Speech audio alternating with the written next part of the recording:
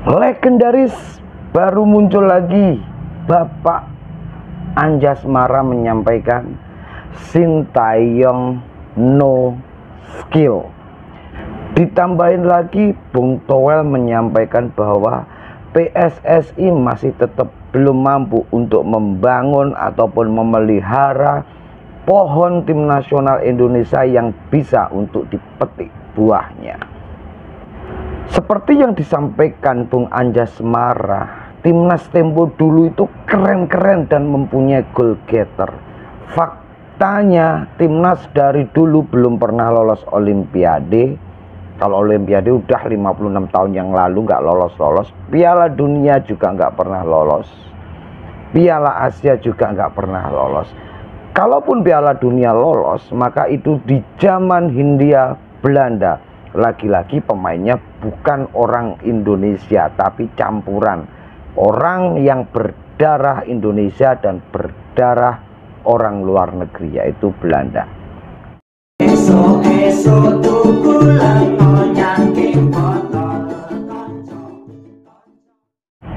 Oke, kembali lagi di sliding tackle-nya Cak Ruri. Sebentar lagi kita akan menyaksikan pertandingan yang sangat menentukan untuk lolosnya tim nasional Indonesia U23 ke Olimpiade Paris. Lagi-lagi tim nasional Indonesia masih sangat-sangat pusing karena belum ada ketentuannya bahwa Elkan Bagot dan juga Justin Hapner untuk bergabung membangun kekuatan di lini pertahanan Indonesia. Akan tetapi PSSI masih terus melakukan pendekatan-pendekatan agar dua pemain ini dilepas. PSSI pun juga sudah melayangkan surat terhadap klub yang dinaungin oleh Elkan Bagot dan juga Justin Hapner. Pada pertandingan terakhir Justin Hapner memang dipasang 90 menit dan top banget permainannya. Luar biasa. Banyak yang menyampaikan dan bertanya-tanya bagaimana nasib Justin Hapner di klubnya di Liga Inggris. Tenang, itu hanya peminjaman. Kalaupun sudah selesai peminjaman, pasti si Justin juga akan kembali lagi ke klub asalnya. Klub dari Elkan Bagot lolos ke Premier League. Jadi kalau kita berbicara tentang komposisi pemain, saya kira Indonesia saat ini sudah paten. Untuk di lini depan sudah ada Rafael Struijk, di lini tengah ada Ivar dan juga Nathan Cho, samping kiri masih ada Pratama Arhan, nanti akan bergantian dengan Rio Fahmi. Di sisi kanan kemungkinan besar Bagas, apakah ini nanti akan dipasang, karena kita masih menunggu penampilan Bagas Kava ini. Kita tunggu aja. Bagas Kava apa Bagas Kavi ya, pokoknya Bagas. Ada Fajar juga, ada Chen Kelly, dan juga kalau kita melihat pertandingan Indonesia di Piala Asia U23, maka dari itu perlunya pemain yang levelnya sama sebagai pemain pengganti. Kalau kita melihat pertandingan-pertandingan saat melawan Uzbekistan khususnya, Uzbekistan ini mempunyai pemain-pemain, baik pemain inti dan cadangan, itu mempunyai level yang hampir seimbang. Sedangkan kita di tim nasional Indonesia, saat kita melihat permainan Rafael Struijk, ketika itu Rafael terkena akumulasi kartu dan tidak bisa dimainkan, maka ada penggantinya Ramadan. Di situ sama sekali tidak terlihat Ramadan Sanan ini menunjukkan gregetnya itu sama sekali nggak terlihat. Jadi intinya sebenarnya itulah pentingnya kenapa tim nasional itu sangat membutuhkan para pemain-pemain yang levelnya setidaknya levelnya sama untuk para pemain lapis keduanya. Maka di sini Sintayong memang harus memutar otak untuk mencari sebanyak-banyaknya pemain untuk lini atau lapis kedua. Jadi di sini kalau persiapan nanti di Paris melawan Guinea, kita tahu pemain-pemain Guinea itu juga banyak sekali yang beredar di klub-klub di Eropa. Lagi-lagi Guinea pun juga sangat dekat di negaranya dengan Prancis, karena bahasanya pun mereka juga kebanyakan menggunakan bahasa Prancis. Jadi kemungkinan besar permainan ini pun akan sangat-sangat luar biasa. Karena kalau kita melihat level di atas kertas, saya kira tim nasional Indonesia memang di bawahnya. Karena hampir 90% para pemain Kenya ini memang bermain di liga-liga top di Eropa. Ada di Liga Turki, ada di Liga Belgia, ada di Liga Lituania, ada di Liga Prancis itu sendiri. Pemain-pemainnya luar biasa. Kalau informasinya memang pertandingan ini nanti akan tertutup dan tidak digelar, maka akhirnya PSSI pun mencari solusi dan menelusuri ternyata laga playoff ini masih di bawah naungan FIFA. Kemudian PSSI pun langsung merujuk ke FIFA dan melakukan pendekatan mencari informasi bagaimana pertandingan ini agar bisa dinikmati oleh pecinta tim nasional Indonesia.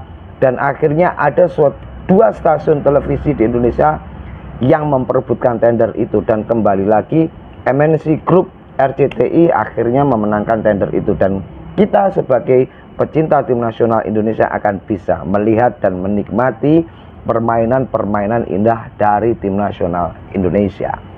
Kembali lagi ada sesi wawancara ataupun dialog ataupun podcast di sebuah stasiun televisi. Legenda sepak bola Anja Semara yang pernah menyampaikan bahwa dia pernah bertanding melawan Ajax Amsterdam, Manchester United, Korea, kemudian Jepang dan lain-lain. Dia menyampaikan bahwa Indonesia itu mengalami kemerosotan dalam hal sepak bola. Apakah itu benar? Iya, memang benar. Sejak era kemerdekaan sampai hari ini memang Indonesia belum pernah berprestasi. Belum pernah.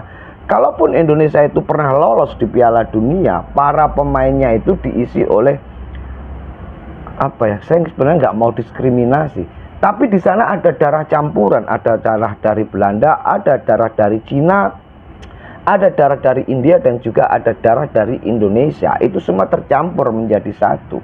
Ketika Bung Towel dan Bung Anja Semara ini tidak mau membandingkan kenapa tim nasional Indonesia banyak sekali pemain keturunan saat ini, dan ketika kalian selalu menyampaikan bahwa dulu itu berprestasi, dulu ini kita lihat pemainnya. Kalau sekarang pun kita berprestasi pemainnya seperti dulu, ya why not? Harusnya ya fine-fine aja, nggak perlu diserang juga. Kalau itu memang untuk prestasi dan hasilnya saat ini memang oke. Fakta memang oke saat ini hasilnya. Indonesia sudah mampu lolos sampai ke semifinal Piala Asia 23. Dan ingat, Piala Asia Senior pun sekarang saat ini Indonesia sudah mampu. Ketika ini nanti oke lah, Piala Asia kita udah gagal di jalan. Sekarang kita menuju Piala Dunia ke fase berikutnya. Kalau di fase berikutnya ini nanti kita lolos mampu mengalahkan Filipina dan Irak, tidak menutup kemungkinan Indonesia akan melaju ke babak berikutnya. Udah pasti itu. Kalau kita berbicara lagi-lagi, Bung Towel selalu dulu timnas kita itu gacor, dulu timnas kita itu bisa lolos, dulu. Ketika kita banyak tanya balik, apakah kalau kalian berkata bahwa timnas dulu itu gacor, pernah nggak lolos Piala Dunia, pernah nggak Olimpiade, pernah nggak Piala Asia? Itu aja pertanyaannya. Kalau hanya sekedar pertandingan persahabatan, Indonesia juga pernah loh. Kita tahu, kemarin kita juga pernah mengalahkan pemain-pemain dari Afrika. Pasti ingat lah, kita nggak usah mengungkit-ungkit lagi. Kalau hanya sekedar persahabatan itu bukan menunjukkan. Oke lah, itu nanti juga bisa mampu untuk meningkatkan ranking FIFA. Jadi kalau Bung Anja Semara ini menyampaikan Sintayong no skill, kemudian ditambahin dengan Bung Towel siapapun pelatihnya, kalau pemainnya itu sekeren saat ini pasti mampu. Waduh, Oke, kita berbicara Sintayong no skill. Kalau Sintayong no skill, saya kira Sintayong nggak akan mampu untuk meracik pemain dan juga strategi. Kenapa kok saat ini pemain-pemain tim nasional Indonesia itu pemainnya ya lumayan bagus, grade A? Yaitu karena skillnya Sintayong dalam memfilter, mengolah. Oh iya, pemain ini pantas, pemain ini cocok, pemain ini bisa. Apakah asal comot? Enggak juga. Mereka juga melalui seleksi. Seleksinya bagaimana? Sintayong selalu pergi langsung ke Eropa, menonton secara langsung pemain ini. Itu salah satu skill teknis di luar pertandingan.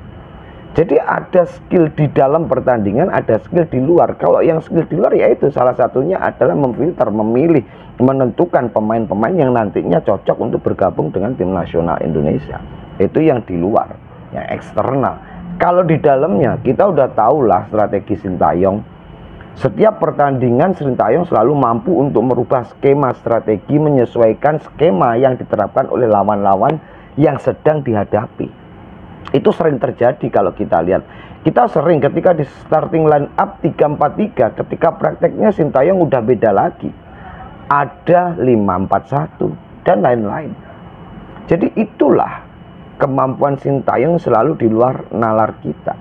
Kemudian Bung Toel menambahkan juga bahwa PSSI ini gagal total untuk merabuk, untuk memupuk pohon-pohon para pemain-pemain tim nasional Indonesia yang ada grassroots yang nantinya akan dituai hasilnya. Kalau kita lagi-lagi berbicara tentang grassroots, tentang usia dini, tentang pemupukan kompetisi yang ada di Indonesia, sudah berapa puluh tahun Indonesia melakukan itu. Sejak saya dilahirkan tahun 84 sampai hari ini, umur saya udah 40 tahun, saya belum pernah melihat pertandingan seindah tim nasional Indonesia saat ini. Belum pernah, jujur. Bahkan saat ini saya untuk nonton pertandingan Liga 1 aja males. Sumpah males. Sampai detik ini sudah hampir 4 tahun saya nggak nonton pertandingan Liga 1 sama sekali. Udah males, pertandingannya udah nggak jelas soalnya. Permainan nggak jelas, strategi nggak jelas. Saya nggak mau mendiskreditkan Liga 1, enggak. Tapi pembanding saya ada tim nasional Indonesia saat ini. Kalau kita berbicara lagi-lagi pengembangan usia dini, ingatlah Bang, Nurdin Halid sudah berapa tahun membawa PSSI. Ada nggak perubahan perkembangan pada kompetisi lokal, kemudian pemupuan pada grassroots SSP yang ada di Indonesia. Sedangkan kita tahu Anda Bung Toel tahun 2014-15 Anda menjadi manajer developernya sepak bola Indonesia. Otomatis Anda ini sangat lebih paham perkembangan yang terjadi pada persepak bolaan Indonesia mulai dari tingkat bawah sampai tingkat senior, karena Anda berada di bagian itu. Ketika saat ini Anda menyampaikan itu tidak adanya perubahan pemupukan pada pendidikan usia dini di sepak bola Indonesia, apakah ketika zaman Anda sudah ada perubahan yang signifikan? Setidaknya 2% lah, ada nggak perubahannya?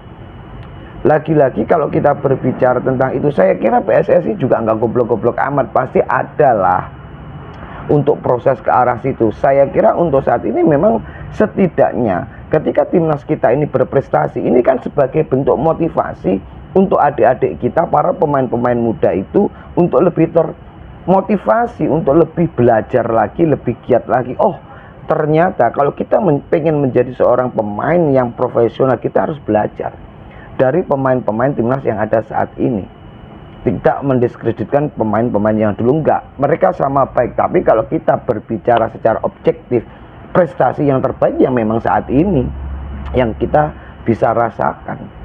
Saya yakin PSSI sudah ada tuh istilahnya perencanaan seperti itu, pasti ada untuk saat ini. Sementara mungkin kita fokus ke timnas untuk mencapai prestasi. Berikutnya kompetisi harus benar-benar sehat, harus benar-benar berjalan dengan baik. Tidak ada lagi istilahnya kompetisi yang selalu berbenturan dengan ketika pemain tim nasional ini harus diturunkan atau bertanding. Jadi berikutnya pengembangan sepak bola di usia di bawah 15 tahun sampai pada tim nasional junior. Saya kira semua sudah ada pada kerangka PSSI yang sudah direncanakan. Oke, jadi tolonglah Kalau kita berbicara, ya harus sesuai fakta. Kalau kita mau mengkritisi, ya harus membangun. Faktanya, Bung Toel dan Bung Anjasmara selalu membandingkan tim nasional Indonesia dan pemain Indonesia di Tempo dulu. Tapi ketika Anda di skakmat, tunjukkan prestasinya Tempo dulu itu, apakah bisa lolos ke Olimpiade atau Piala Dunia atau Piala Asia. Anda langsung ngeles. Ya, saat ini kan sudah ada perkembangan sepak bola modern, jadi tidak bisa diperbandingkan dengan sepak bola yang dahulu.